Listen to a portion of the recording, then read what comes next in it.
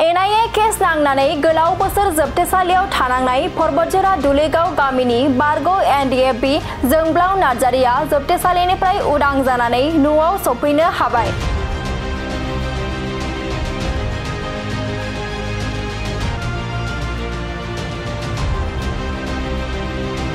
बर' हारिनि थाखाय गावनि जिउखौ बाउसोमना एनडीएफबीनि आफादाव 2012 मायथाइनि एप्रिल दानाव बिथां जोंब्लाव नार्जारिया हाबदोंमोन आरो 13 एप्रिल 2014 सानखालि जोंब्लाव नार्जारिखौ पुलिसफोरा हमना लांजानायखौ बिफा खुदिराम नार्जारिया खौरांनि गेजेरजों फोरमायदों।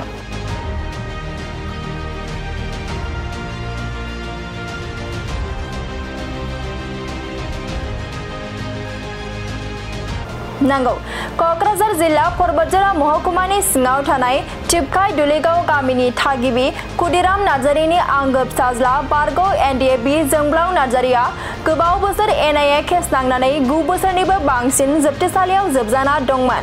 नाथाय गोजोनथाव बाथ्रा, बिटिआर सरकार आरो आसाम सरकारनि गोख्रों नाजानायजों जोंब्लाव नार्जारिया एनआईए केसनिफ्राय उदां अख्राङाव सफैनो हाबाय।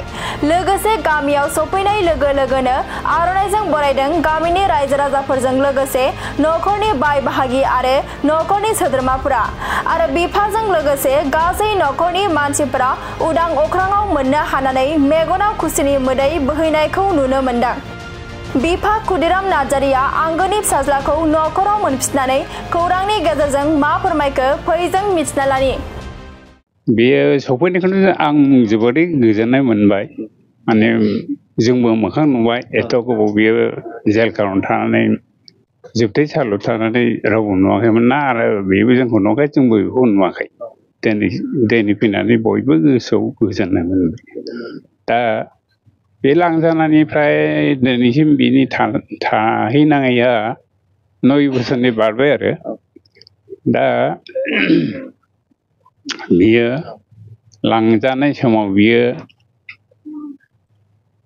13/4/2014 आव लांजादों। ओमफ्राय बिनिफ्रायनो बियो नै दिनैसो फैनो मोनबाय न'आव। दा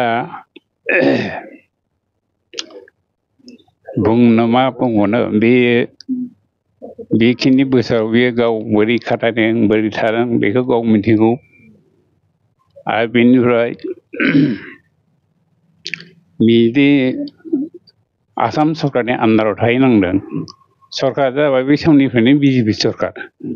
हेमन्त बिश्व शर्मानि आन्दाराव सोलिनायाव बिसोरखौ लांनानै दोनहैनाय जादों आरो दा बे हेमन्त बिश्व शर्मानि अननायाव बिथांमोना जेसेबां दंमोन दा फारि फारि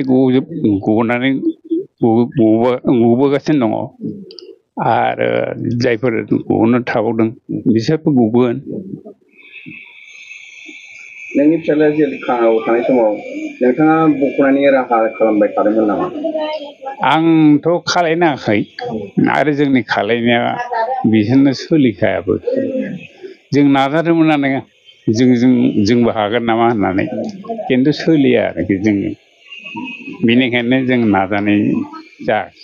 दा गोबाव समनिफ्राय नोंथाङा दिनै उदां अख्राङाव न'सिमाव सफैनो हाबाय। दिनै मा बुंगोन? मोजाङानो, आं मोजांखौनो मोनदों। ओरैनोथ' जोंहा सेन्ट्रेलनिफ्राय एनआईए लादोंमोन। एनआईएनिफ्राय जोंखौ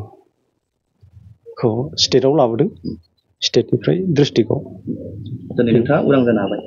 डिस्ट्रिक्ट जेलनिफ्राय दिनै उदां जाबाय। दिनै नोंथाङा न'खराव सफैनानै नोंथांनि बिब' बिदा बिफामोनखौ लोगो मोननानै नोंथाङा माबायदि मोनदों? गासिबो आं लोगो मोनजोब्बाय, गासिखौबो न'खरनि मानसिखौ मोजाङानो मोनदों, गोजोननाय थाबाय। नोंथाङा बबे सनावहाय जेल जायामोन? आङो 2013 4 एप्रिल। आरो नोंथाङा जेलावहाय खै बोसोरसो थानाङा ओरैनो? आङो ओरैनोथ' दा टटेल माबा जाबाय 10 बोसोरानो 10 बोसोरानो जाबाय 10 बोसोरानो जाबाय। नोंथाङा जेब्लानाखि समाव जेल खानायाव थादोंमोन जेल खानानि थासारिया माबायदिमोन आरो नोंथाङा माबायदि थासारियाव दंमोन? आंथ' जेबो राहा गैया बिदिनो मोजाङैनो थानांगोन जेल सिङाव थानाया। खेला देला खस्थ' मस्थ' ओरैनो थानांगोन। खेला दुला गेलेनानै सम बारहोहरनांबाय ओरैनो भलिबल गेलेयो बेनिफ्राय चिस गेलेनाय जेलावथ' आरो बेनो सोलियो जेलावथ'। दिनै आरो नोंथाङा नैबे गामियाव सफैफिननानै एबा न'खराव सफैफिननानै दिनै गासिबो गामिनि नोंनि लोगो सेंग्रा आरो रायजो राजाफोरखौ लोगो मोनफैनानै माबायदि मोनदों? मोजाङानो मोनबाय गासिखौबो लोगो मोनजोब्बाय आं गामिनि लोगोफोरखौबो नुफैजोब्बाय बिमा बिफा गासिबो बिदा फंबाय गासिबो लोगो मोनजोब्बाय मोजाङानो गोजोननाय थाबाय। खुलुमबाय।